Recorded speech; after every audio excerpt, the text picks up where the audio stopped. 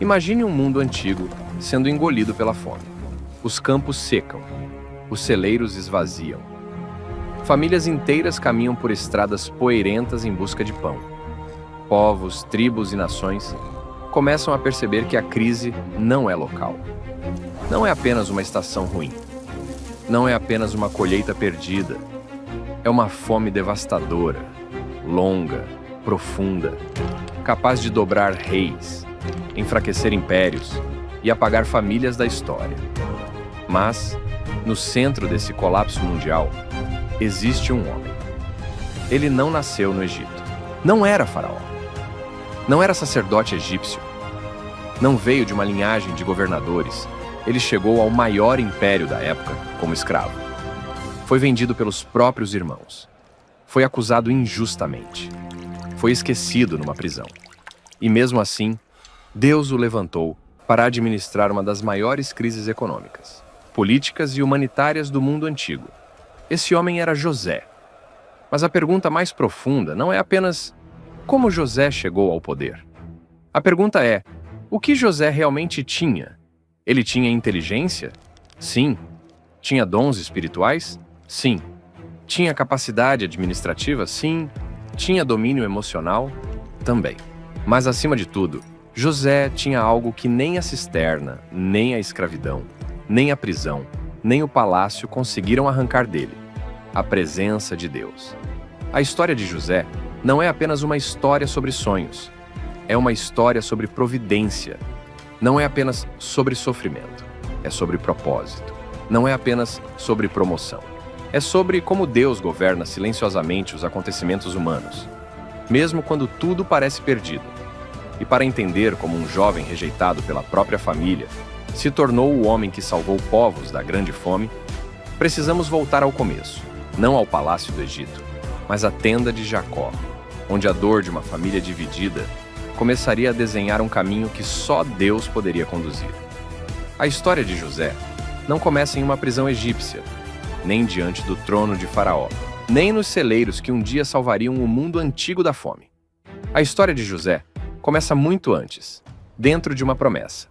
Ele nasce no coração da aliança que Deus havia feito com Abraão, confirmada em Isaque e depois carregada por Jacó. José não é apenas um jovem sonhador perdido no meio de uma família complicada. Ele é parte de uma linhagem que Deus estava conduzindo, mesmo quando os homens ao redor dele pareciam não entender completamente o peso espiritual da própria história. Para compreender José, é preciso primeiro olhar para a casa de Jacó. Aquela família era a herdeira da promessa, mas não era uma família perfeita. Ali havia fé, mas também havia feridas. Havia eleição divina, mas também havia rivalidade humana. Havia o plano de Deus avançando, mas dentro de uma casa marcada por tensões profundas, ciúmes antigos e escolhas paternas que deixariam marcas nos filhos. Jacó havia amado Raquel desde o início. Gênesis 29 mostra que por ela ele trabalhou anos na casa de Labão, mas enganado pelo sogro, recebeu primeiro Lia como esposa. Depois, recebeu também Raquel. Com o passar do tempo, sua casa se tornou ainda mais complexa, pois os filhos nasceram de Lia, de Raquel, e também das servas Bila e Zilpa. Gênesis 35, dos versos 22 a 26, registra os filhos de Jacó e mostra como aquela família foi formada por diferentes mães, diferentes histórias e diferentes tensões.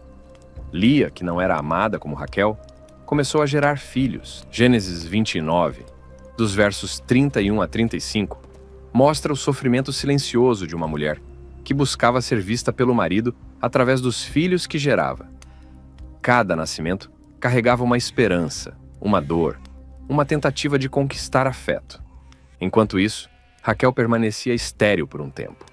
E a Bíblia não esconde sua angústia. A casa de Jacó, portanto, não era apenas numerosa, era emocionalmente dividida. Os filhos cresciam em um ambiente onde as mães competiam, onde o amor do pai não parecia distribuído de forma equilibrada, e onde cada nascimento carregava um peso familiar e espiritual. Então, em Gênesis 30, dos versos 22 a 24, a Bíblia diz que Deus se lembrou de Raquel ouviu-a e abriu sua madre. É nesse momento que nasce José. O próprio nome José está ligado ao desejo de acréscimo, pois Raquel diz que o Senhor lhe acrescente ainda outro filho.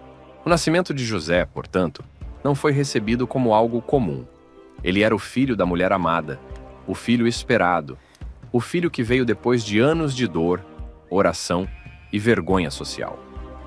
Para Jacó, José carregava algo que os outros filhos não carregavam da mesma maneira. Ele era o filho de Raquel, a mulher por quem Jacó havia trabalhado, sofrido e esperado. Isso ajuda a entender por que José ocupava um lugar tão especial no coração do pai. Gênesis 37, verso 3, afirma que Israel amava José mais do que todos os seus filhos, porque era filho da sua velhice. Essa preferência não nasceu apenas de um carinho comum. Ela estava ligada à memória de Raquel, à dor da espera e ao afeto profundo que Jacó nutria por aquela mulher. Mas a Bíblia também mostra que sentimentos verdadeiros, quando não são conduzidos com sabedoria, podem gerar consequências destrutivas dentro de uma família. Jacó deu a José uma túnica especial. Gênesis 37 apresenta essa veste como um sinal visível de distinção. Não era apenas uma roupa bonita. Era um símbolo público. Em uma família onde já havia comparação, ciúme e competição, aquela túnica dizia, diante de todos, que José ocupava um lugar diferente.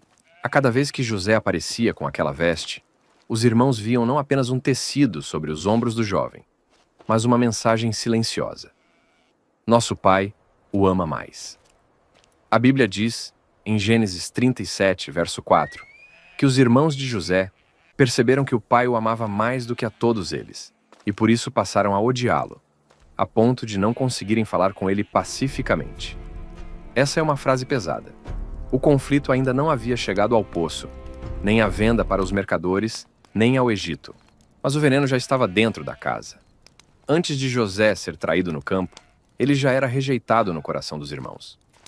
É importante perceber que a Bíblia não romantiza os patriarcas. Jacó era o homem da promessa, mas sua casa não era um retrato idealizado de harmonia espiritual. Ele havia encontrado Deus em Betel, havia recebido promessas, havia sido preservado pelo Senhor, mas ainda carregava padrões familiares quebrados. Assim como Isaac havia demonstrado preferência por Esaú e Rebeca por Jacó, agora Jacó repetia, em sua própria casa, a dor do favoritismo. A promessa de Deus era santa, mas os instrumentos humanos eram frágeis. Esse é um dos pontos mais profundos da história de José. Deus não começa sua obra em um ambiente perfeito. Ele começa em uma família ferida. Aquele jovem que um dia interpretaria sonhos no Egito, administraria uma crise internacional e salvaria muitas vidas, nasceu em uma casa onde os irmãos não sabiam conversar em paz. O homem que seria usado para preservar a vida de povos inteiros cresceu em um ambiente onde a inveja já ameaçava destruir a própria família da promessa.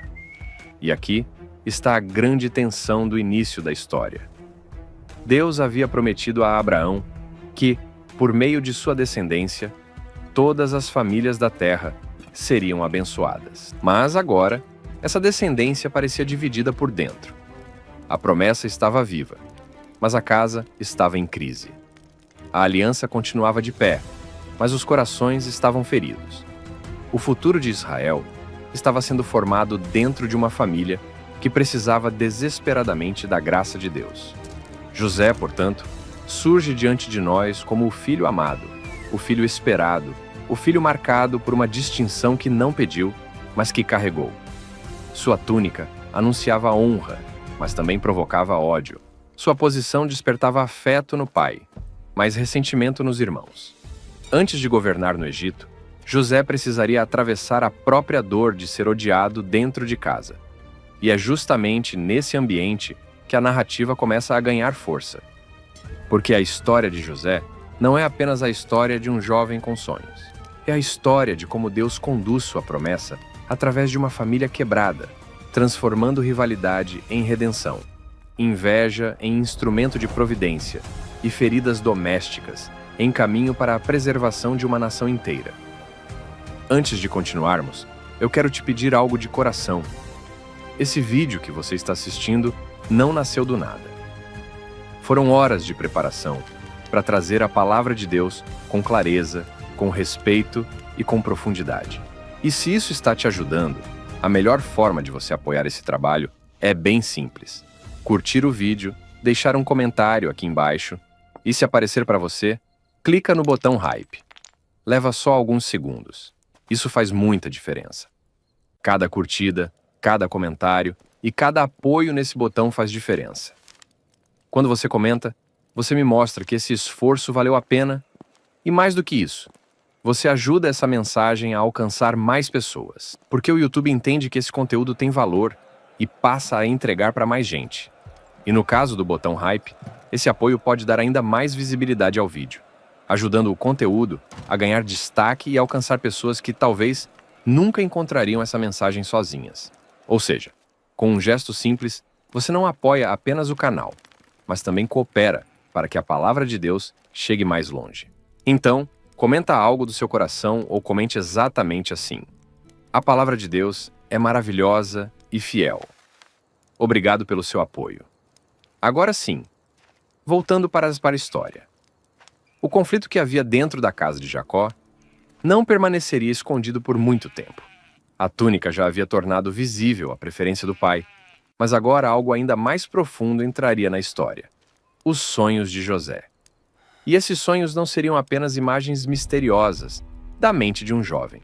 Eles seriam a primeira revelação clara de que Deus havia separado José para um destino que ninguém naquela casa estava preparado para aceitar.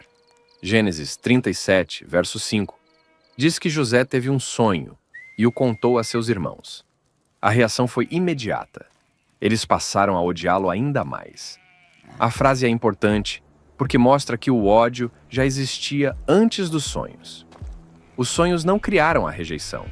Eles intensificaram uma ferida que já estava aberta. A distinção de José já incomodava, mas quando ele começou a relatar aquilo que havia sonhado, os irmãos perceberam que a questão não envolvia apenas o amor do pai. Agora, parecia envolver também o futuro. No primeiro sonho, José viu uma cena ligada ao campo, à colheita e ao trabalho agrícola. Ele e seus irmãos estavam atando feixes no campo.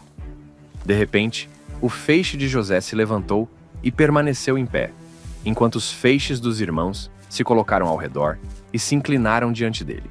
A imagem era simples, mas sua mensagem era profunda. Naquele mundo antigo, o trigo representava provisão, sobrevivência, alimento e trabalho. E sem que ninguém pudesse imaginar, esse símbolo apontava para o caminho pelo qual Deus um dia salvaria aquela família da fome. Mas naquele momento, os irmãos não enxergaram livramento. Eles enxergaram ameaça.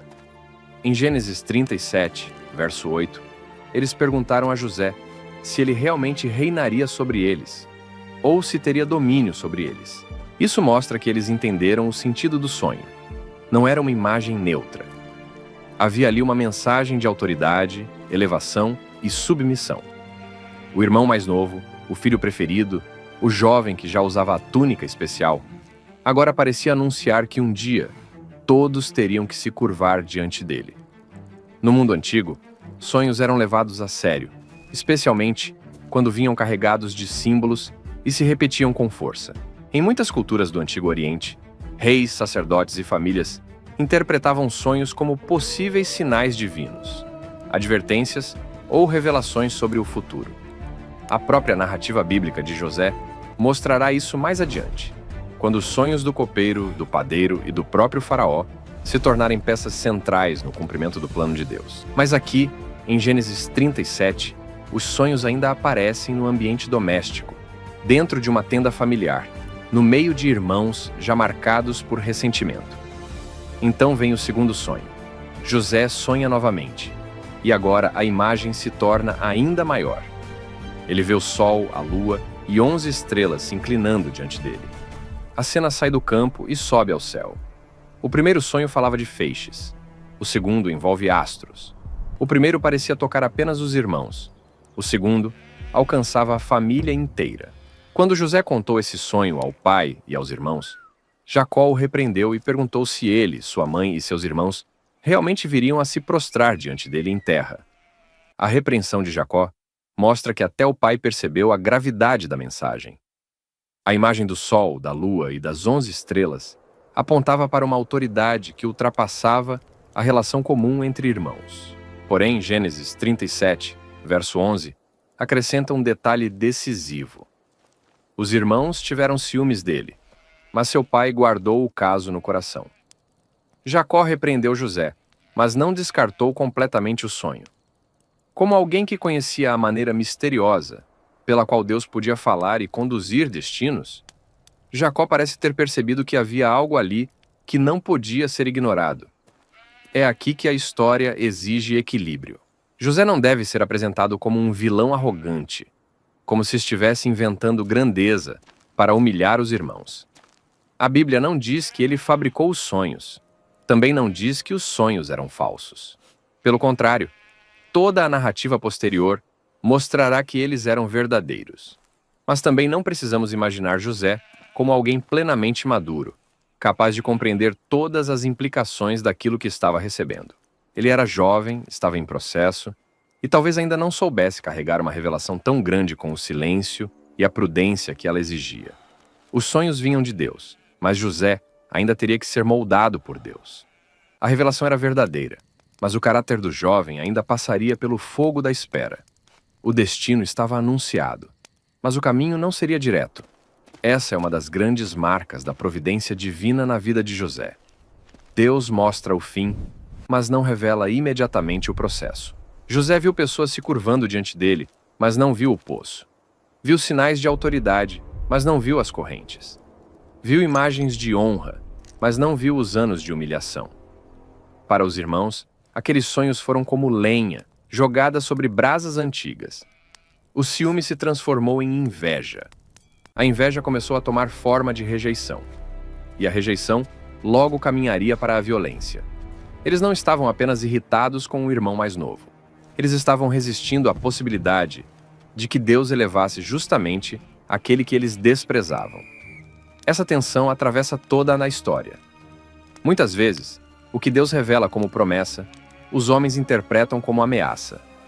O que Deus prepara como instrumento de salvação, os corações feridos enxergam como motivo de rivalidade. Os irmãos de José não sabiam que aquele jovem, um dia, não se levantaria para destruí-los, mas para preservar a vida deles.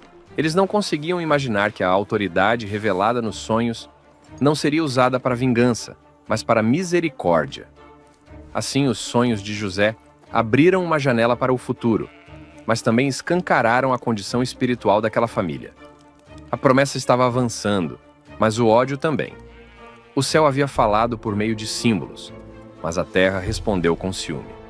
E a partir desse momento, o destino de José começaria a seguir por um caminho inesperado, porque o Deus que lhe revelou autoridade não o levaria imediatamente ao trono. Primeiro, José seria rejeitado. Primeiro, seria traído. Primeiro, seria humilhado. E somente depois de atravessar a escuridão, ele entenderia que os sonhos de Deus não se cumprem apenas por elevação, mas também por formação. Depois dos sonhos, a tensão dentro da casa de Jacó já não era apenas um sentimento escondido. O ódio dos irmãos havia amadurecido no silêncio. E então Gênesis 37 conduz a narrativa para um dos momentos mais sombrios de toda a história dos patriarcas. José, o filho amado, o jovem dos sonhos, o portador da túnica especial, é enviado por seu pai para procurar seus irmãos. O detalhe é simples, mas profundamente importante. José não saiu de casa em rebeldia. Ele não estava fugindo, provocando ou procurando conflito. Jacó o chamou e o enviou para ver como estavam seus irmãos e o rebanho. José respondeu com disposição e seguiu o caminho. Ele partiu em obediência ao pai, sem saber que cada passo o aproximava de uma das maiores dores de sua vida. Primeiro, José foi a Siquém, mas não encontrou seus irmãos. Depois, um homem o encontrou vagueando pelo campo e lhes informou que eles haviam seguido para Dotã. A cena é quase silenciosa. Um jovem atravessando a terra, procurando seus irmãos, carregando sobre si a memória dos sonhos e talvez a túnica que simbolizava sua distinção. Mas enquanto José se aproximava, seus irmãos o viram de longe, e antes que ele chegasse perto, começaram a conspirar contra ele. Gênesis 37 mostra a frieza da cena. Eles disseram: "Lá vem o sonhador." A expressão revela desprezo. Eles não o chamaram pelo nome, nem o trataram como irmão. Reduziram José àquilo que mais odiavam nele: os sonhos. Para eles, matar José seria uma forma de matar também o futuro que aqueles sonhos anunciavam. Por isso planejaram tirar sua vida, lançar seu corpo em uma cisterna e dizer que um animal selvagem o havia devorado. A intenção era clara: veremos em que darão os seus sonhos. Essa frase revela o coração do conflito. Os irmãos não estavam apenas rejeitando José, estavam tentando desafiar aquilo que Deus havia revelado. Eles pensavam que, se eliminassem o sonhador, eliminariam também a promessa. Mas nenhum homem consegue matar aquilo que Deus decidiu conduzir. Rúben, o primogênito, tentou impedir a morte de José. Ele sugeriu que não derramassem sangue, mas que o lançassem em uma cisterna no deserto.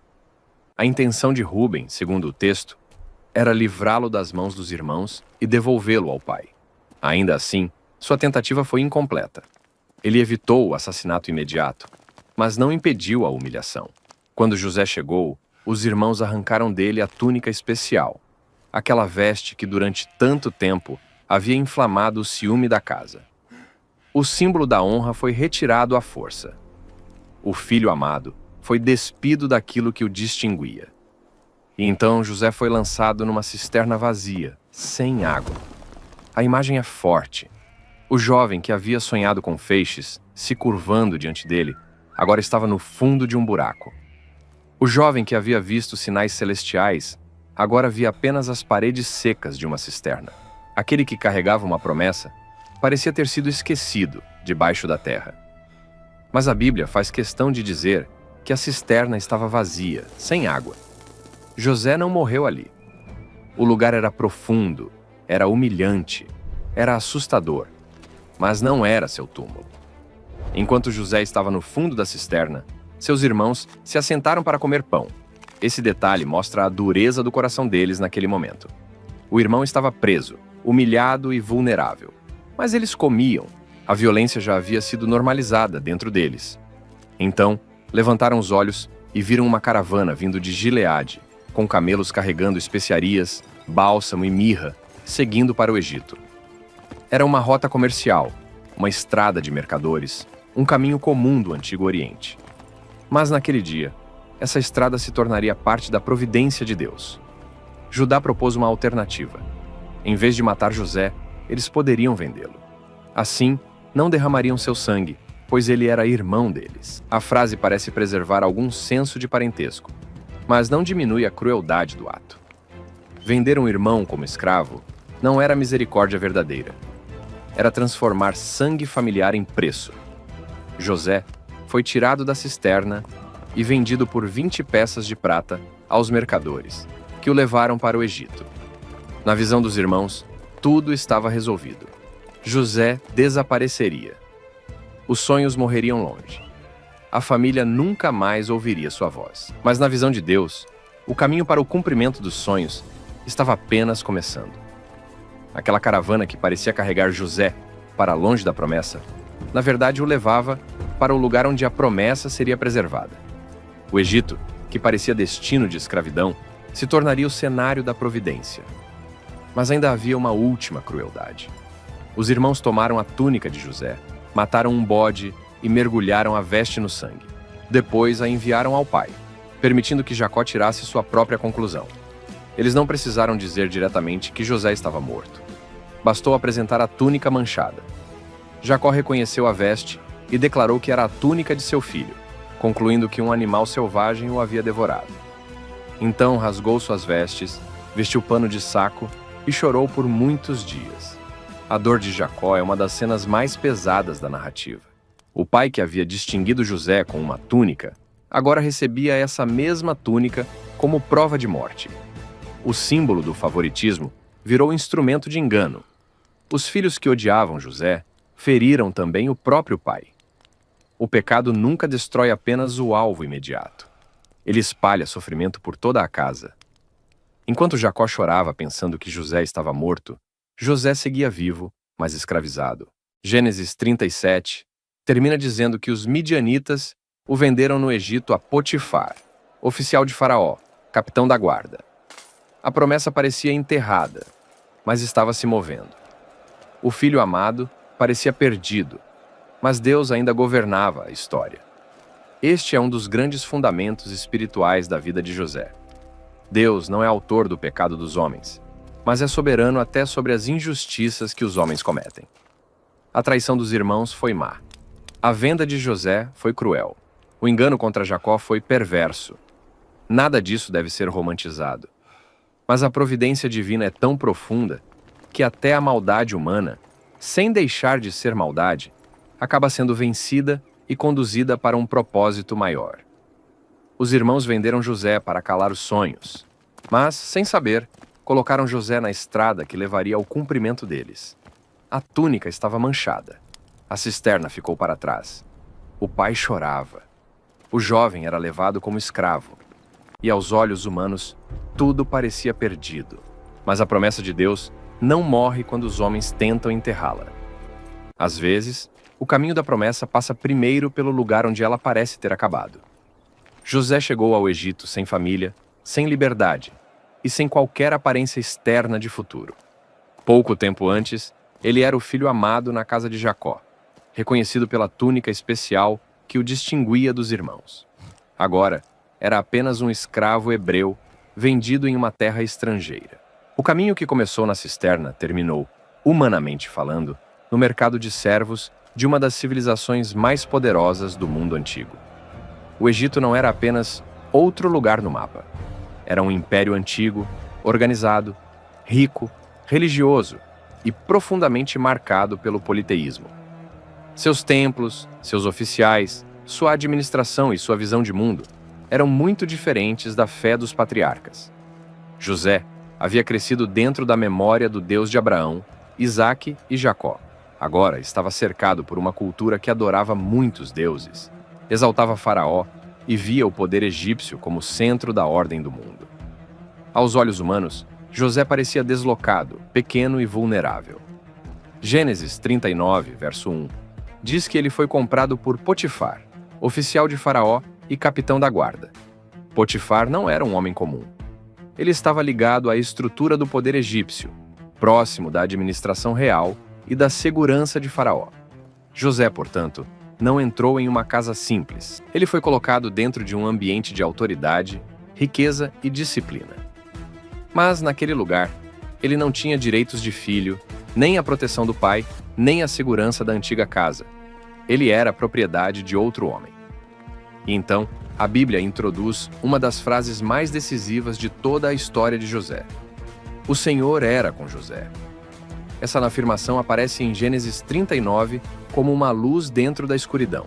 José havia perdido a túnica, havia perdido o convívio com o pai, havia perdido a liberdade e havia sido arrancado de sua terra. Mas não havia perdido a presença de Deus. A narrativa quer que o leitor entenda isso com clareza. O cenário mudou, a condição social mudou, o idioma ao redor mudou, mas o Deus da aliança continuava com ele. José prosperou na casa de Potifar. Mas sua prosperidade não veio porque o ambiente era favorável. Veio porque o Senhor estava com ele. Gênesis 39 mostra que Potifar percebeu que Deus fazia prosperar tudo o que José colocava às mãos. Isso é impressionante. Um oficial egípcio, dentro de uma cultura pagã, consegue perceber que havia algo diferente sobre aquele escravo hebreu. A presença de Deus se tornava visível não por discursos grandiosos, mas pela fidelidade, pela sabedoria, pela responsabilidade e pela excelência com que José servia. Com o tempo, Potifar confiou a José toda a sua casa. Ele colocou sob sua responsabilidade seus bens, seus negócios e sua administração doméstica. A Bíblia diz que, desde que José foi colocado sobre aquela casa, o Senhor abençoou a casa do egípcio por causa dele.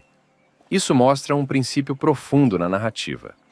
A bênção de Deus sobre José transbordava para o ambiente em que ele estava. Mesmo como escravo, ele se tornou um instrumento de ordem, prosperidade e confiança. Mas a fidelidade de José não aparece apenas em sua competência. Ela aparece também em sua integridade. Ele não usou sua dor como desculpa para ser negligente, amargo ou irresponsável. José poderia ter pensado que a vida havia sido injusta demais para que ele continuasse fazendo o certo. Poderia ter se entregado ao ressentimento. Poderia ter trabalhado apenas o mínimo necessário. Mas o texto revela um homem que, mesmo ferido, continuou fiel. O sofrimento não destruiu sua consciência diante de Deus. Então, a narrativa entra em uma nova prova. A esposa de Potifar passou a desejar José e tentou seduzi-lo.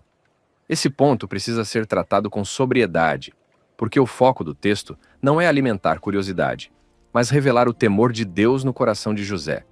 Ele recusou a proposta. E sua resposta, em Gênesis 39, verso 9, revela a raiz de sua resistência. Como poderia ele cometer tamanha maldade e pecar contra Deus? Essa frase é uma janela para a alma de José. Ele não recusou apenas porque poderia ser descoberto. Não recusou apenas por respeito a Potifar, embora tenha mencionado a confiança que seu senhor lhe havia dado. A razão mais profunda era espiritual. José sabia que, mesmo longe da casa do pai, mesmo em terra estrangeira, mesmo sem ninguém de sua família por perto, ele continuava diante de Deus. Sua moralidade não dependia de vigilância humana. Sua integridade nascia da consciência de que o Senhor via todas as coisas. A tentação insistiu, mas José permaneceu firme. Até que, em um dia, estando ele na casa para realizar seu trabalho, a mulher de Potifar tentou forçá-lo a ficar com ela. José fugiu, deixando sua roupa nas mãos dela. É impossível não perceber a repetição simbólica. Antes, seus irmãos haviam arrancado dele a túnica. Agora, outra veste fica para trás, desta vez, nas mãos de alguém que a usaria como falsa prova contra ele. Mais uma vez, uma roupa de José seria usada para construir uma mentira. A acusação foi cruel. A esposa de Potifar inverteu a história e apresentou José como culpado. Potifar ouviu a denúncia, se irou e mandou José para a prisão, no lugar onde ficavam os presos do rei. Humanamente, a cena é devastadora. José fez o certo e sofreu como se tivesse feito o errado. Ele resistiu à tentação e foi tratado como criminoso. Ele preservou a honra da casa e foi lançado para fora dela. A justiça humana falhou, e o inocente desceu mais uma vez.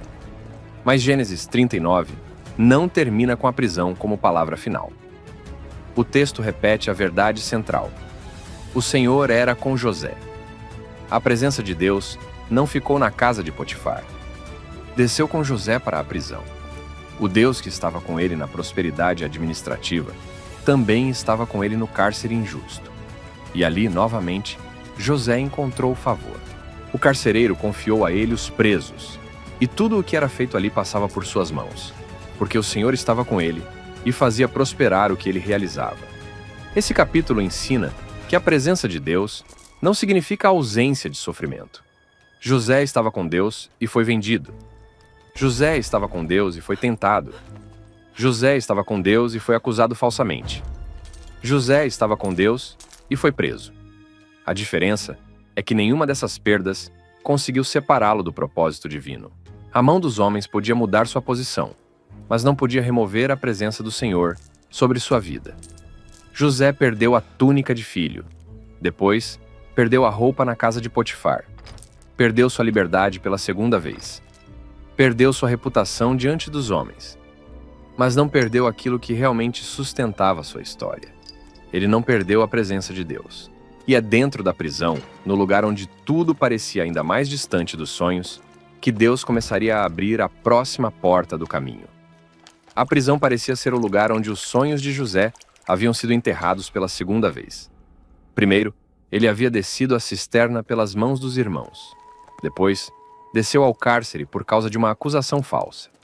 Aos olhos humanos, sua vida parecia caminhar para baixo. De filho amado a escravo. De administrador respeitado a prisioneiro esquecido.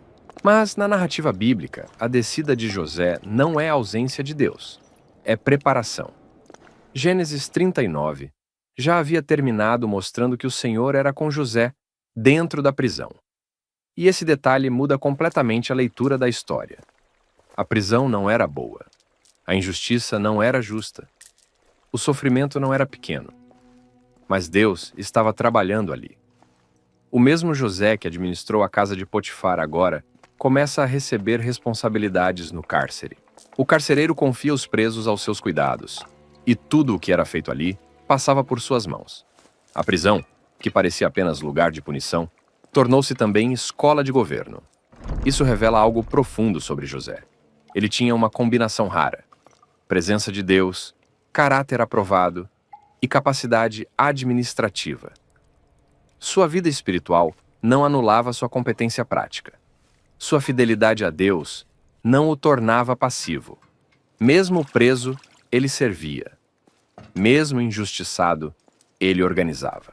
Mesmo ferido, ele continuava confiável. José não esperou chegar ao palácio para agir com excelência.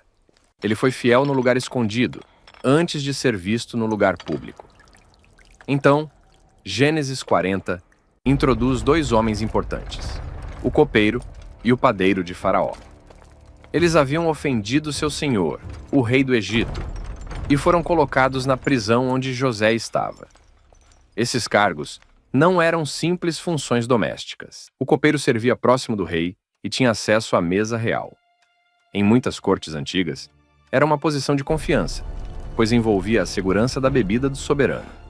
O padeiro também estava ligado ao serviço da casa real. Por isso, mesmo presos, aqueles homens pertenciam ao círculo do poder egípcio. Certo dia, os dois tiveram sonhos na mesma noite. Cada sonho tinha seu próprio significado. Pela manhã, José percebeu que eles estavam perturbados. Esse detalhe é uma das marcas mais belas do texto. José também estava preso. José também carregava uma história de injustiça.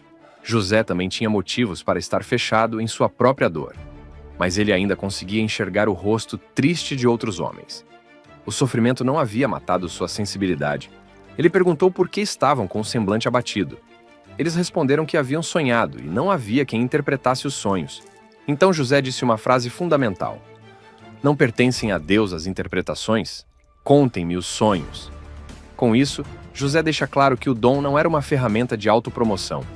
Ele não se apresenta como dono do mistério. Ele aponta para Deus. No Egito, uma terra cheia de práticas religiosas e especialistas em sinais, José afirma que a interpretação verdadeira pertence ao Senhor. O copeiro contou seu sonho. Ele viu uma videira com 3 ramos, que brotavam, floresciam e davam uvas maduras. Ele tomou as uvas, espremeu-as no copo de Faraó e colocou o copo na mão do rei. José interpretou: os 3 ramos eram 3 dias. Dentro de 3 dias, Faraó levantaria a cabeça do copeiro e o restauraria ao seu cargo. Ele voltaria a entregar o copo nas mãos de Faraó, como antes. Então José fez um pedido.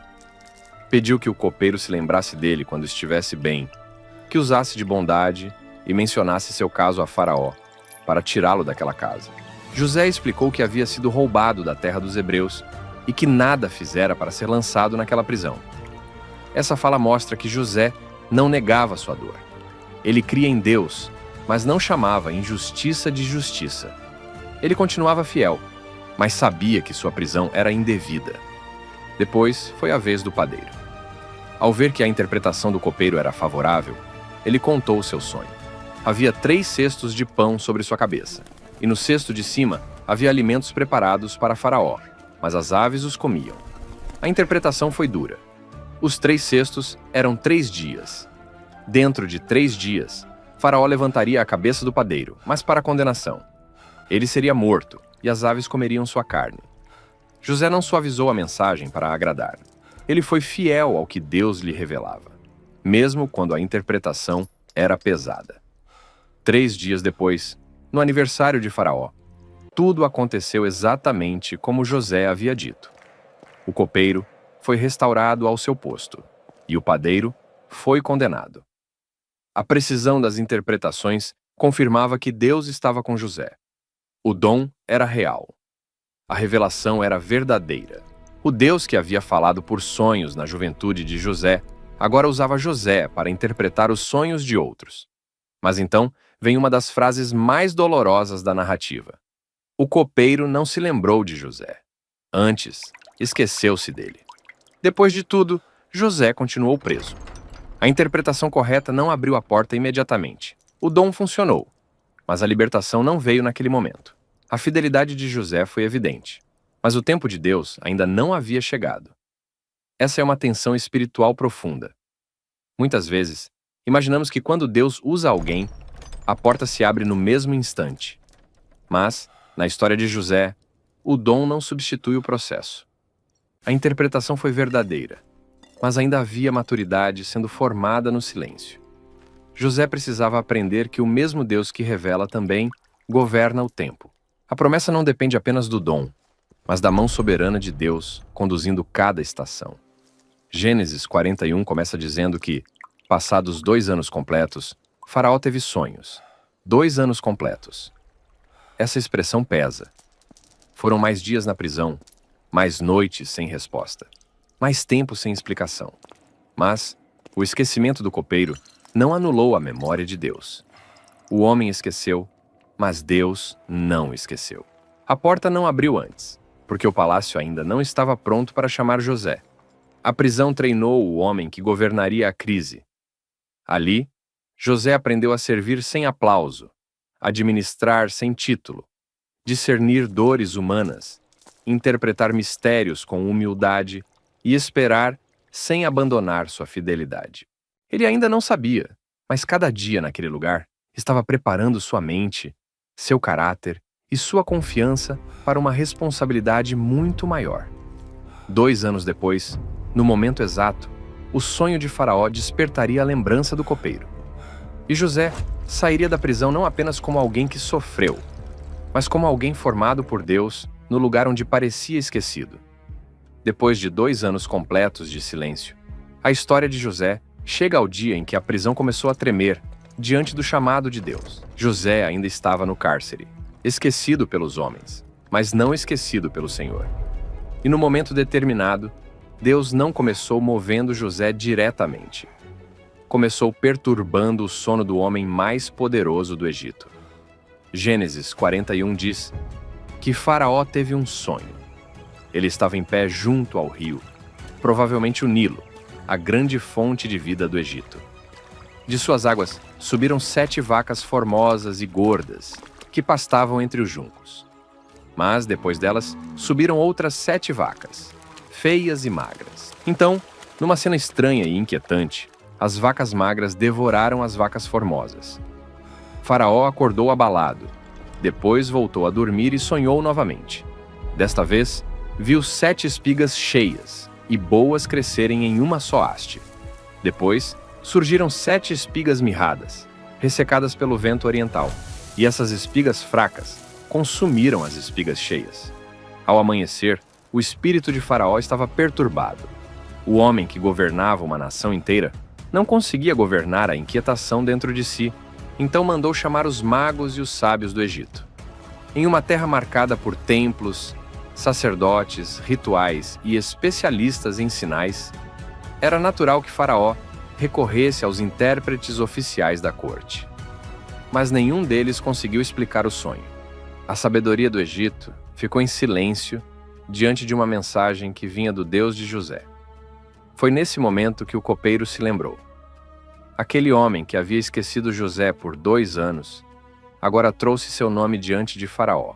Ele contou que, quando esteve preso, ele e o padeiro tiveram sonhos na mesma noite. E um jovem hebreu, servo do capitão da guarda, interpretou os sonhos. E tudo aconteceu exatamente como ele havia dito. O esquecimento humano finalmente se rompeu, porque o tempo de Deus havia chegado. Então Faraó mandou chamar José. A cena é poderosa. O prisioneiro é retirado às pressas do cárcere. Gênesis 41 diz que ele se barbeou, trocou suas roupas e compareceu diante de Faraó. Esse detalhe é importante. José não saiu da prisão diretamente para o trono, com aparência de abandono. Ele foi preparado para entrar na presença do rei, conforme os costumes egípcios. O hebreu que havia sido despido pelos irmãos e acusado com uma roupa nas mãos da esposa de Potifar, agora troca de vestes para comparecer diante do governante do Egito. Diante de Faraó, José ouve uma declaração que poderia alimentar orgulho em muitos homens. Faraó diz que ouviu falar que José, ao ouvir um sonho, era capaz de interpretá-lo. Mas a primeira resposta de José revela a profundidade de seu caráter. Ele diz, em Gênesis 41, verso 16, que isso não estava nele, mas que Deus daria resposta favorável a Faraó. José não toma para si a glória da interpretação. Ele não se apresenta como mágico, sábio autônomo ou dono do mistério. Ele aponta para Deus. Isso mostra que a prisão não destruiu sua fé, nem corrompeu seu coração. José estava diante do maior poder político de sua geração, mas não mudou sua convicção para agradar a corte. O mesmo Deus que ele havia mencionado no cárcere, ao interpretar os sonhos do copeiro e do padeiro, agora é mencionado diante de Faraó. José entra no palácio com humildade, mas também com firmeza espiritual. Faraó então conta os dois sonhos. José ouve, discerne e interpreta. A mensagem era uma só. Os 7 anos de fartura viriam sobre toda a terra do Egito. Depois deles, viriam 7 anos de fome tão severa que toda a abundância anterior seria esquecida. As vacas magras e as espigas mirradas apontavam para uma escassez devastadora. E José explica que a repetição do sonho significava que a palavra estava determinada por Deus e que Deus se apressava em realizá-la. A interpretação era grave, mas José não parou na revelação. Ele apresentou um plano, aconselhou Faraó a escolher um homem entendido e sábio, colocá-lo sobre a terra do Egito e estabelecer administradores para recolher a 5ª parte da produção durante os 7 anos de fartura. Esse alimento seria armazenado nas cidades, sob a autoridade de Faraó, para servir de reserva durante os 7 anos de fome. Assim, a terra não pereceria pela escassez. Aqui vemos o que José realmente tinha. Ele não possuía apenas sonhos. Não era apenas um jovem marcado por visões misteriosas. José tinha a revelação de Deus, sabedoria prática e capacidade administrativa. Ele sabia ouvir o céu, mas também sabia organizar a terra. Ele discernia a mensagem divina, mas conseguia transformá-la em estratégia concreta. Essa combinação havia sido formada ao longo dos anos, na casa de Potifar, na administração doméstica, na prisão, na responsabilidade sobre os presos. E agora, diante de Faraó, na proposta de governo para enfrentar uma crise nacional. José não era apenas um sonhador, era um homem preparado. O caminho da cisterna, da escravidão e da prisão havia produzido nele algo que o palácio precisava. Faraó tinha poder, mas não tinha interpretação. O Egito tinha estrutura, mas não tinha discernimento. Os sábios tinham posição, mas não tinham resposta. José, o hebreu esquecido no cárcere, trazia a palavra que salvaria o Egito e as nações ao redor. A força desse momento está na inversão da história. Os irmãos venderam José para impedir seus sonhos. Potifar o lançou na prisão por causa de uma mentira.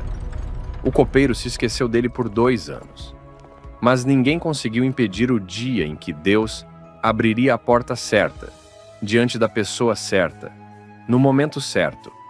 E quando José terminou de falar, Faraó percebeu que estava diante de alguém diferente.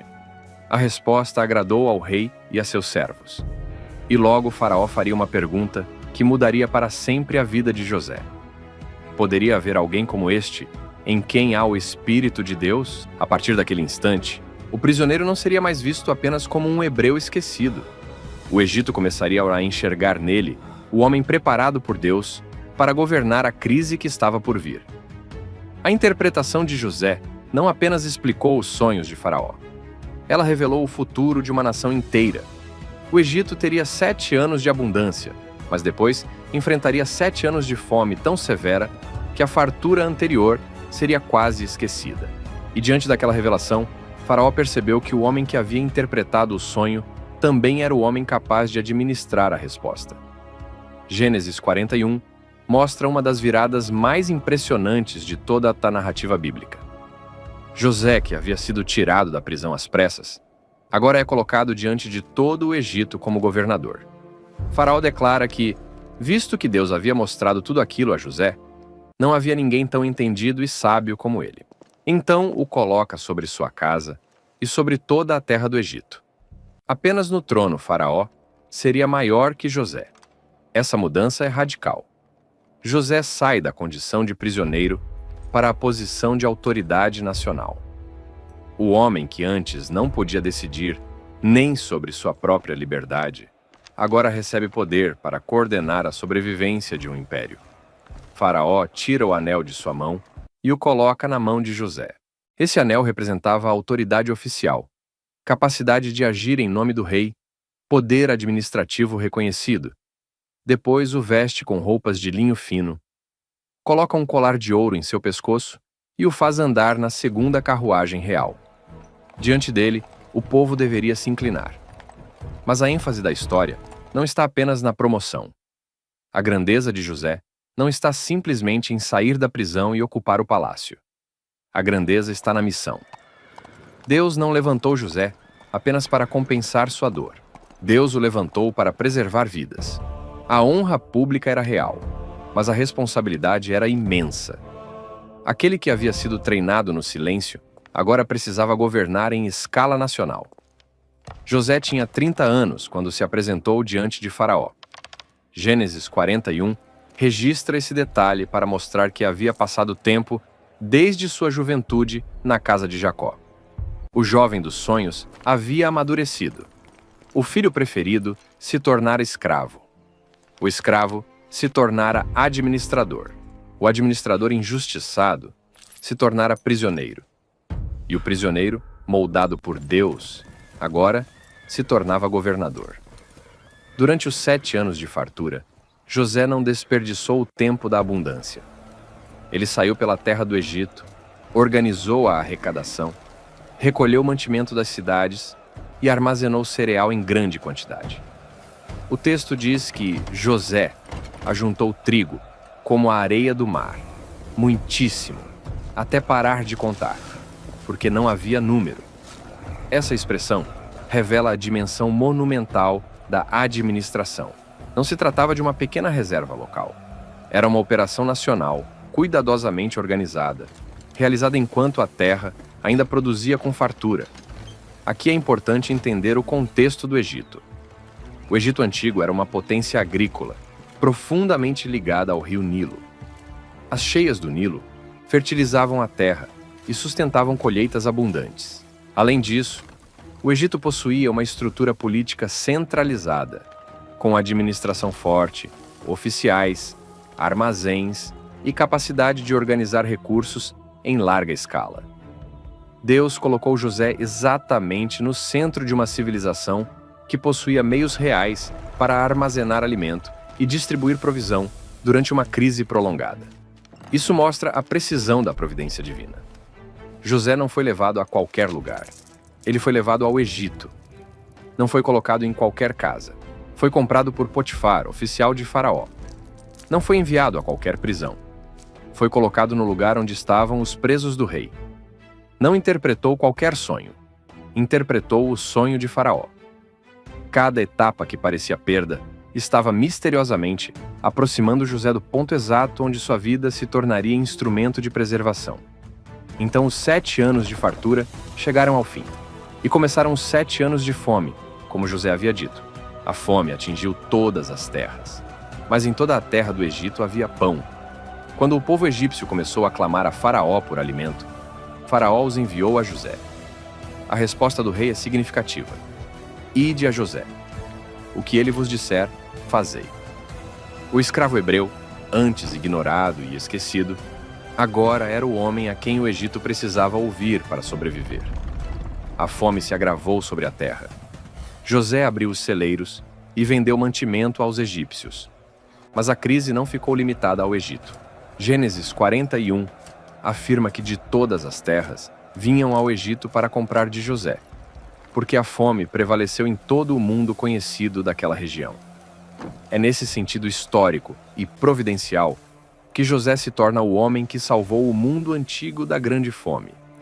não no sentido espiritual e redentor em que Cristo salva o pecador, pois essa salvação pertence somente ao Filho de Deus, mas no sentido concreto, histórico e providencial, de preservar vidas, famílias, povos e nações da destruição pela fome. José não salvou pela força de um exército, mas pela sabedoria de uma administração fiel. Ele não venceu uma guerra com espada, mas enfrentou uma crise com discernimento, organização e temor de Deus. O mundo antigo vinha ao Egito porque havia pão, e havia pão porque Deus havia revelado o futuro, preparado um homem e colocado esse homem no lugar certo. A história de José mostra que Deus não desperdiça processos. A cisterna não foi o fim. A escravidão não foi o fim. A prisão não foi o fim. Cada ambiente formou algo nele. Na casa de Potifar, aprendeu administração. Na prisão, aprendeu serviço no esquecimento. Diante de Faraó, demonstrou discernimento. E no governo, revelou sabedoria prática para transformar revelação em preservação. Mas havia algo ainda mais profundo acontecendo. A fome não levaria apenas povos estrangeiros ao Egito. Ela também alcançaria Canaã. A mesma escassez que fez nações buscarem pão nas mãos de José empurraria seus irmãos para o caminho do Egito. Aqueles que o venderam para se livrar dos sonhos agora seriam conduzidos pela fome ao lugar onde os sonhos começariam a se cumprir diante dos olhos deles. O governador do Egito era José. Os celeiros estavam abertos. O mundo antigo buscava alimento. E sem saber, a família de Jacó estava prestes a reencontrar o irmão que julgava perdido. A fome que havia se espalhado pelas terras ao redor finalmente chegou com força à casa de Jacó. Em Canaã, a família da promessa também começou a sentir o peso da escassez. A mesma crise que levou povos ao Egito agora alcançava os filhos de Israel. E sem que eles soubessem, a fome se tornaria o instrumento que Deus usaria para conduzi-los de volta ao irmão que haviam perdido por causa da própria maldade. Gênesis 42. Começa com Jacó, ouvindo que havia cereal no Egito. O velho patriarca olhou para seus filhos e perguntou por que estavam apenas olhando uns para os outros. A frase revela urgência. Não havia tempo para hesitação. Se quisessem viver e não morrer, precisariam descer ao Egito e comprar alimento. Então 10 filhos de Jacó partiram, mas Benjamim ficou em casa. Esse detalhe é carregado de dor. Benjamim era o outro filho de Raquel, o irmão mais novo de José. Jacó, que acreditava ter perdido José para sempre, agora se apegava a Benjamim com temor. Gênesis 42 mostra que ele não permitiu que Benjamim fosse com os irmãos, porque dizia: para que não lhe suceda algum desastre. O trauma da túnica ensanguentada ainda governava seu coração. Jacó havia envelhecido, carregando uma ausência, e a perda de José o tornou ainda mais protetor em relação ao último filho de Raquel. Enquanto isso, no Egito, José estava no centro da administração da fome. Ele era o governador da terra, o responsável por vender mantimento a todo o povo. Os irmãos chegam como estrangeiros necessitados, vindos de Canaã, buscando pão para sobreviver. Eles não sabem que o homem diante deles é o mesmo jovem que um dia foi lançado na cisterna. Não reconhecem o irmão que venderam. O tempo, a posição, as roupas egípcias, o idioma e a autoridade transformaram completamente a aparência pública de José. Mas José os reconheceu. Então acontece um dos momentos mais fortes de toda a narrativa. Gênesis 42, verso 6, diz que os irmãos de José vieram e se prostraram diante dele com o rosto em terra. O sonho dos feixes começava a se cumprir. Anos antes, eles odiaram José porque ele havia sonhado que seus feixes se inclinavam diante do dele. Agora, sem perceber, estavam curvados diante do próprio irmão. Não diante de um menino com túnica colorida, mas diante do governador do Egito. A cena é dramática porque o cumprimento do sonho não veio como ninguém imaginava. José não estava em Canaã recebendo honra familiar. Ele estava no Egito, vestido de autoridade, cercado pelo poder de uma nação estrangeira, segurando nas mãos o alimento que poderia preservar ou condenar vidas. Os irmãos se curvaram não por afeto, mas por necessidade. Não sabiam que estavam diante da promessa que tentaram destruir. Não sabiam que o irmão vendido era agora o homem de quem dependia a sobrevivência deles. José, porém, não revela sua identidade. Ele fala duramente com eles e os acusa de serem espiões. A primeira leitura pode parecer apenas uma reação de vingança. Mas a narrativa bíblica é mais profunda do que isso. José não está simplesmente procurando uma forma de humilhá-los. Ele está criando um processo de prova, discernimento e exposição. Ele precisa saber quem aqueles homens se tornaram. Continuam sendo os mesmos irmãos cruéis que venderam um filho de Raquel sem piedade. Ainda seriam capazes de sacrificar outro irmão para se protegerem? Ou a culpa, o tempo e a dor produziram alguma mudança? Os irmãos respondem que são homens honestos, filhos de um mesmo pai, e que um irmão já não existe, enquanto o mais novo ficou com o pai em Canaã. Essa fala deve ter atravessado José como uma lâmina silenciosa. Para eles, José era o irmão que já não existia, mas ele estava ali, vivo, ouvindo tudo. E quando mencionam Benjamim, a narrativa revela o ponto sensível do teste. José precisava saber se Benjamim estava vivo e se os irmãos haviam tratado o outro filho de Raquel da mesma forma como o trataram. Por isso José exige que tragam o irmão mais novo ao Egito. Ele os mantém presos por 3 dias e depois propõe que um deles fique detido, enquanto os outros levem alimento para suas casas. Simeão é retido diante deles, e os demais recebem ordem de voltar com Benjamim. A tensão aumenta. Agora, eles precisam retornar à casa do pai e tocar exatamente na ferida que Jacó mais temia: levar Benjamim para o Egito. Nesse momento, a consciência começa a falar. Os irmãos dizem uns aos outros que estavam sendo castigados por causa do que fizeram a José. Eles se lembram da angústia do jovem quando suplicava por misericórdia e confessam que não o ouviram. Gênesis 42, verso 21, é uma janela para uma cena que o capítulo 37 não havia detalhado completamente. José, no momento da traição, clamou aos irmãos, mas eles endureceram o coração. Rúben, então, relembra que havia advertido os irmãos para não pecarem contra o menino, mas eles não ouviram. Agora, segundo ele, o sangue de José estava sendo requerido. Eles não sabiam que José entendia sua língua, porque falava com eles por meio de intérprete. José ouve tudo, ouve a culpa, ouve a memória, ouve o reconhecimento tardio da crueldade que cometeram, e então se afasta para chorar. Esse choro revela que José não era um homem frio. O governador do Egito ainda carregava dentro de si a dor do irmão vendido. Ele tinha poder para destruí-los imediatamente, mas não o faz. Tinha autoridade para revelar tudo, mas ainda espera. Tinha motivos humanos para se vingar, mas escolhe conduzir um processo mais profundo. José não estava apenas administrando alimento. Estava lidando com memórias, culpa, justiça e possibilidade de restauração. Quando os irmãos voltam para Canaã, descobrem que o dinheiro de cada um havia sido colocado de volta nos sacos. O medo cresce. Eles percebem que algo misterioso está acontecendo e dizem: "Que é isto que Deus nos fez?" A culpa antiga começa a despertar uma leitura espiritual dos acontecimentos. O passado que tentaram sepultar está voltando à superfície. Ao chegarem a Jacó, contam tudo. Falam do homem severo do Egito, da acusação de espionagem, da exigência de levar Benjamim e da prisão de Simeão. Jacó entra novamente em angústia. Para ele, José já não existia. Simeão estava ausente e agora queriam levar Benjamim. Sua dor se concentra em uma frase amarga: "Todas estas coisas vieram sobre mim." Mas por trás da dor de Jacó, da culpa dos irmãos e do silêncio de José, a providência continuava trabalhando. O primeiro sonho começava a se cumprir, mas Deus não queria apenas irmãos curvados diante de José.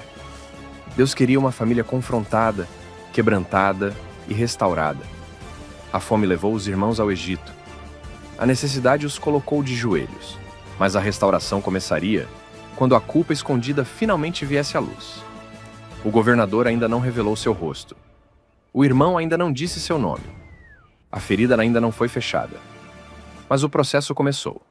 E para que a reconciliação fosse verdadeira, os irmãos precisariam enfrentar a pergunta mais dolorosa de sua história. Quando tiverem outra chance de proteger um filho de Raquel, agirão como homens transformados ou repetirão o mesmo pecado? A fome continuava pesando sobre Canaã. O alimento trazido do Egito, por mais necessário que fosse, não duraria para sempre. E quando os mantimentos acabaram, Jacó pediu novamente que seus filhos descessem ao Egito para comprar cereal. Mas agora havia uma exigência impossível de ignorar. Eles não poderiam voltar sem Benjamim. Jacó resistiu. A dor antiga ainda falava alto dentro dele. Para ele, José havia morrido. Simeão estava retido no Egito.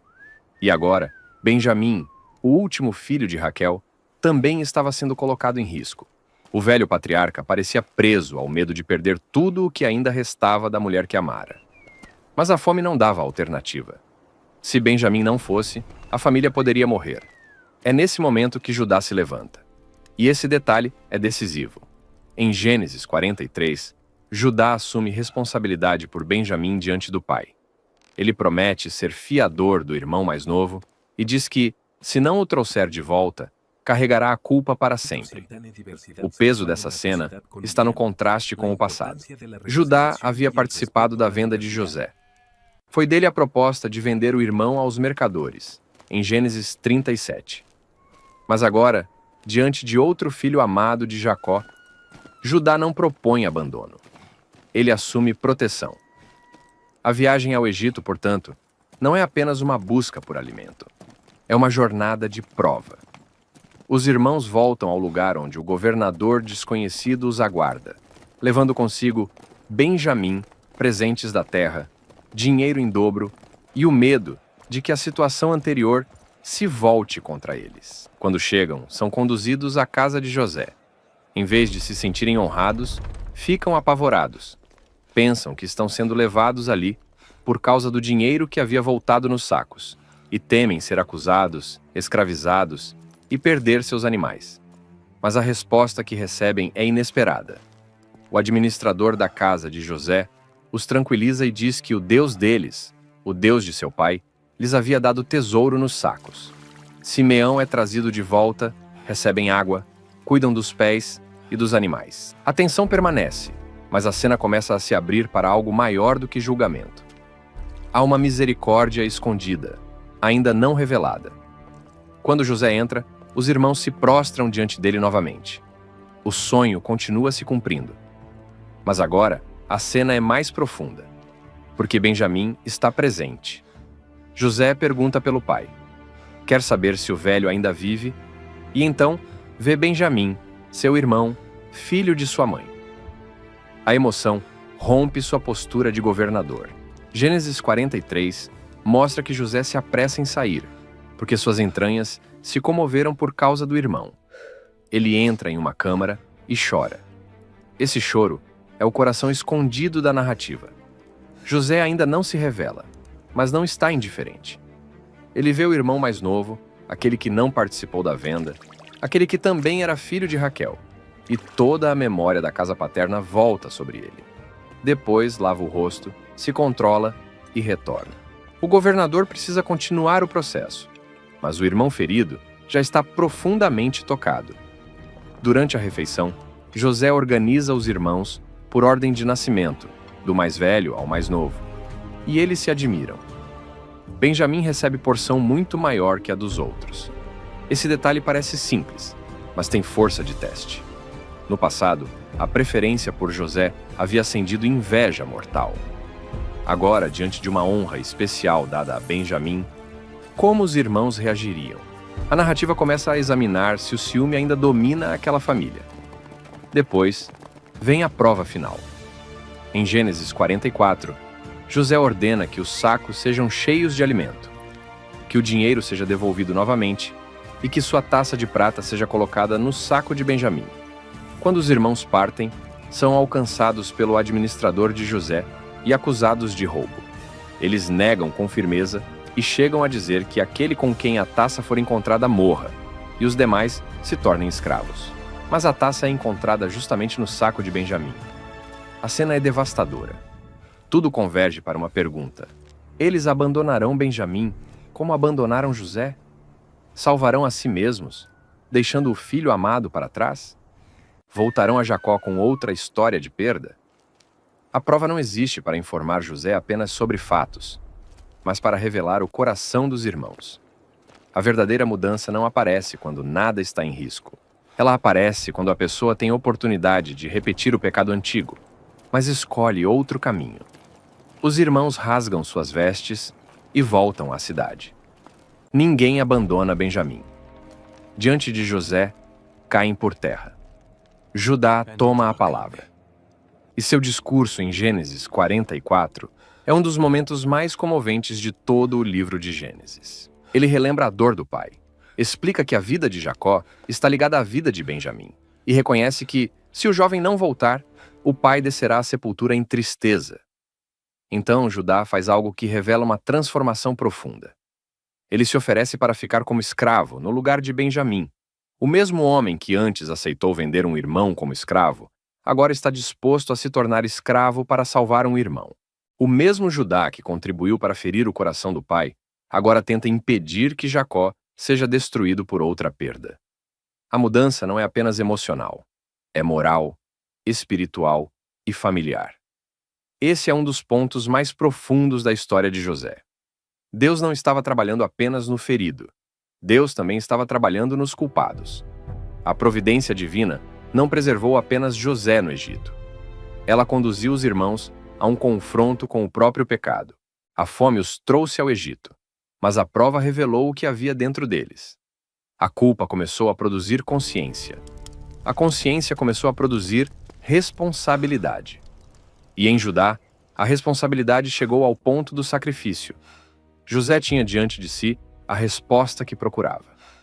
Seus irmãos não eram mais exatamente os mesmos homens que o venderam. A antiga inveja diante do filho amado havia sido confrontada. Benjamim foi colocado em risco, e Judá se colocou no lugar dele. A restauração da família estava prestes a acontecer, porque a verdade havia alcançado o coração. O governador ainda estava disfarçado. O irmão ainda segurava seu nome em silêncio. Mas, depois daquele discurso, José não conseguiria mais se conter. A prova havia cumprido seu papel. A culpa havia vindo à luz. A transformação havia sido revelada. E o próximo momento seria um dos mais emocionantes de toda a Bíblia. O homem vendido pelos irmãos finalmente diria quem era. Depois do discurso de Judá, José não conseguiu mais se conter. A prova havia revelado o que ele precisava ver. Seus irmãos não haviam abandonado Benjamim. Judá, que um dia participou da venda de José, agora se oferecia para ficar como escravo no lugar do irmão mais novo. A antiga crueldade havia sido confrontada por uma nova disposição de sacrifício. E diante disso, o coração de José se rompeu. Gênesis 45 mostra o clímax emocional da história. José mandou que todos os egípcios saíssem de sua presença. A revelação não seria um espetáculo público. Era um momento de família, de dor antiga, de culpa, de graça e de reconciliação. Então José chorou em alta voz, de modo que os egípcios ouviram. E a casa de Faraó também soube. O governador do Egito, o homem que havia administrado a fome de nações, agora chorava como irmão diante daqueles que o haviam vendido. Então, vieram as palavras que mudaram tudo. Eu sou José. A pergunta seguinte revelou a profundidade de sua ferida. Ainda vive meu pai? Os irmãos ficaram aterrorizados. E não poderia ser diferente. O homem que estava diante deles não era apenas o governador que controlava o alimento do Egito. Era o irmão que eles haviam traído. Era o jovem que suplicou na cisterna. Era aquele cuja túnica eles mancharam com sangue para enganar o pai. Agora ele tinha poder sobre suas vidas. Mas José não usa esse poder para a vingança. Ele chama os irmãos para perto e interpreta sua própria história pela ótica da providência divina. Em Gênesis 45, ele afirma que não foram eles que, em última análise, o enviaram ao Egito, mas Deus para conservar vida. Isso não inocenta o pecado dos irmãos. A venda foi má, A crueldade foi real. A mentira feriu Jacó por anos, mas José enxergou algo maior. A maldade humana não conseguiu frustrar o plano de Deus. Mais tarde, depois da morte de Jacó, essa verdade será resumida em uma das frases mais profundas de Gênesis. Em Gênesis 50, verso 20, José dirá: Vós intentastes o mal contra mim, porém Deus o tornou em bem, para fazer como se vê neste dia, para conservar muita gente com vida. Essa é a chave teológica da história. Deus não é autor do pecado.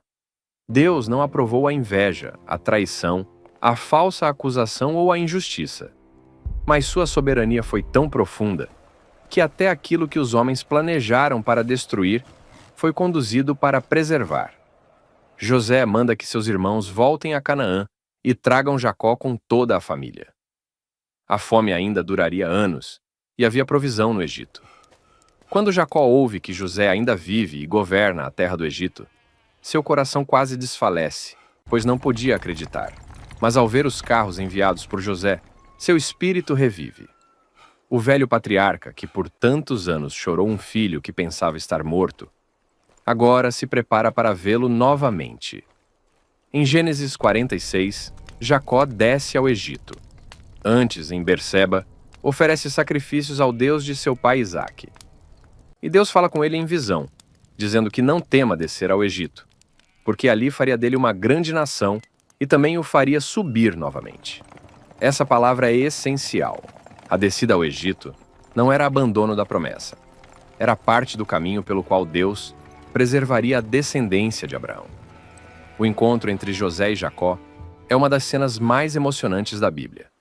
José prepara sua carruagem e sobe ao encontro do pai em Gósen.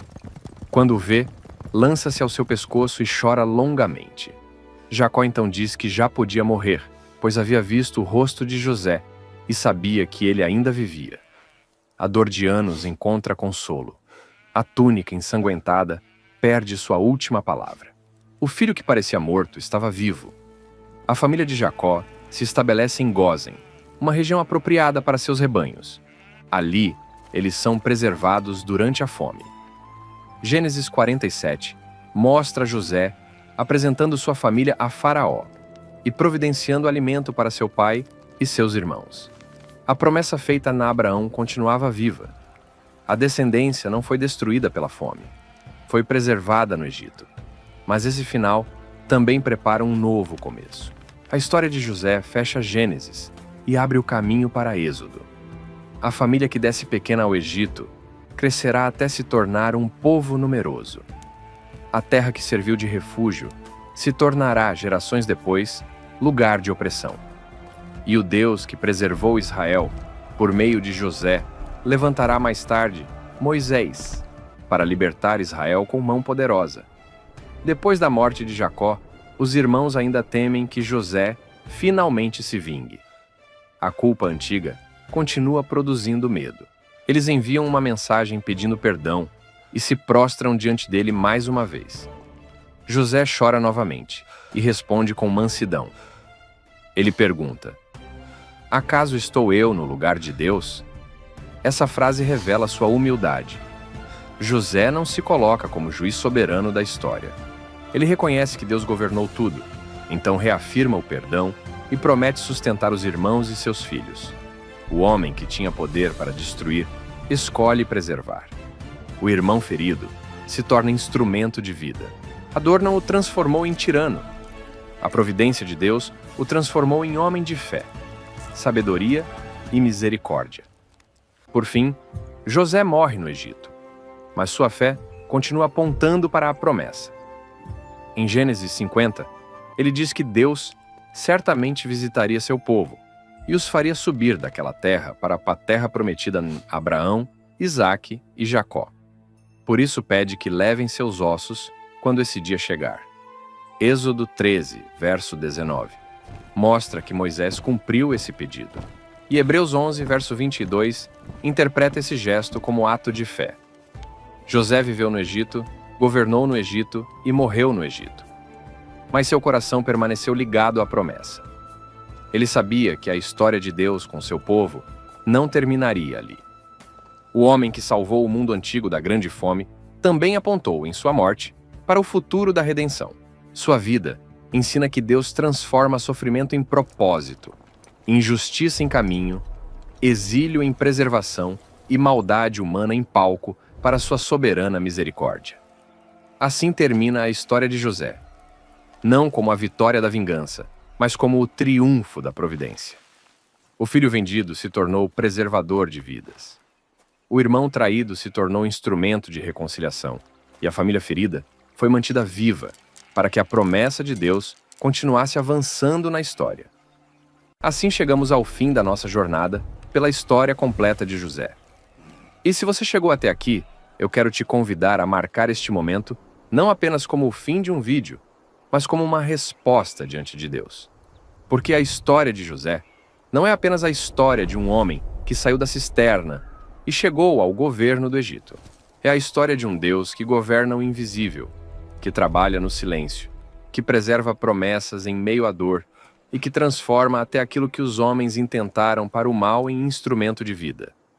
Comente aqui embaixo, como uma declaração de fé e entendimento espiritual. Eu entendi a história de José. Deus pode transformar dor em propósito. Esse comentário não é apenas uma frase, é um testemunho.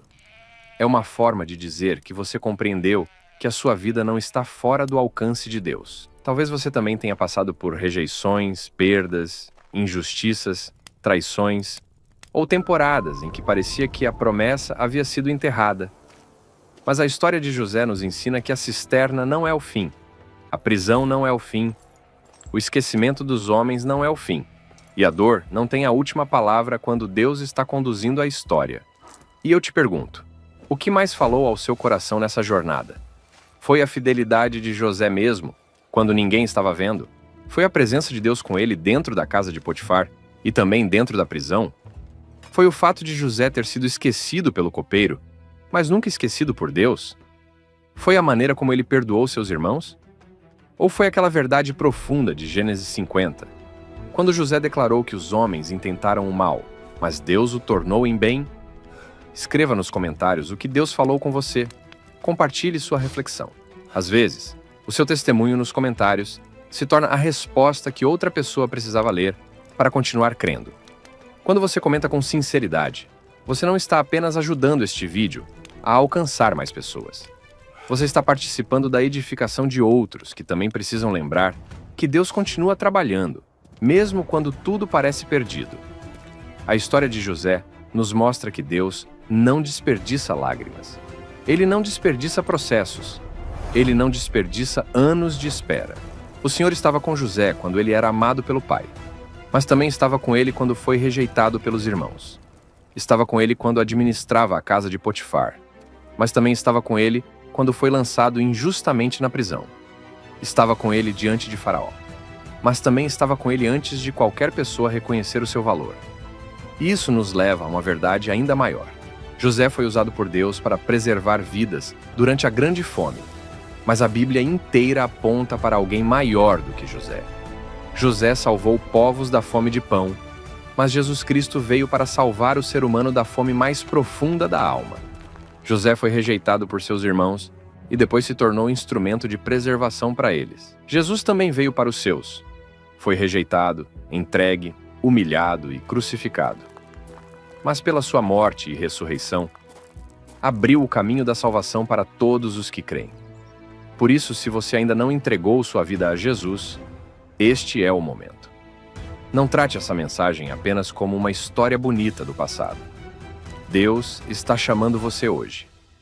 Talvez você tenha entendido a história de José, mas agora precisa entender a sua própria história diante de Deus. Você precisa de perdão. Você precisa de salvação. Você precisa de Cristo. A Bíblia ensina que todos pecaram e carecem da glória de Deus, mas também ensina que Deus amou o mundo de tal maneira que deu o seu Filho unigênito, para que todo aquele que nele crê não pereça, mas tenha a vida eterna. Jesus morreu pelos nossos pecados e ressuscitou para nos dar vida. E hoje, pela fé, você pode se voltar para Deus, abandonar o pecado confiar em Cristo e começar uma nova caminhada com o Senhor. Então, se você quer entregar sua vida a Jesus, fale com sinceridade diante de Deus. Não precisa ser uma oração decorada. Abra o coração e diga: Senhor Jesus, eu reconheço que preciso de Ti. Eu creio que o Senhor morreu por mim e ressuscitou para me dar vida. Perdoa os meus pecados, transforma o meu coração e conduz a minha história. Eu entrego minha vida nas Tuas mãos. A partir de hoje, eu quero caminhar contigo, viver para Deus e confiar que a Tua vontade é melhor do que a minha. Amém. Se você fez essa oração com sinceridade, procure se firmar na palavra de Deus. Ore, busque uma igreja fiel às Escrituras e continue caminhando com Cristo. A maior restauração que uma pessoa pode viver não é apenas sair de uma fase difícil, mas ser reconciliada com Deus por meio de Jesus. Que esta jornada pela vida de José não termine apenas como conhecimento bíblico, mas como fé viva no Deus que governa na história. Que você aprenda a confiar quando não entende, a permanecer fiel quando ninguém vê, a perdoar quando Deus cura, e a crer que nenhuma cisterna é profunda demais para impedir o propósito do Senhor. Que o Deus de Abraão, Isaque e Jacó, o Deus que esteve com José no Egito, conduza também a sua vida em verdade. Que Ele te abençoe, te guarde, fortaleça sua fé e te faça enxergar que em Cristo até as páginas mais dolorosas podem ser alcançadas pela graça de Deus. E até o próximo vídeo, se Deus permitir.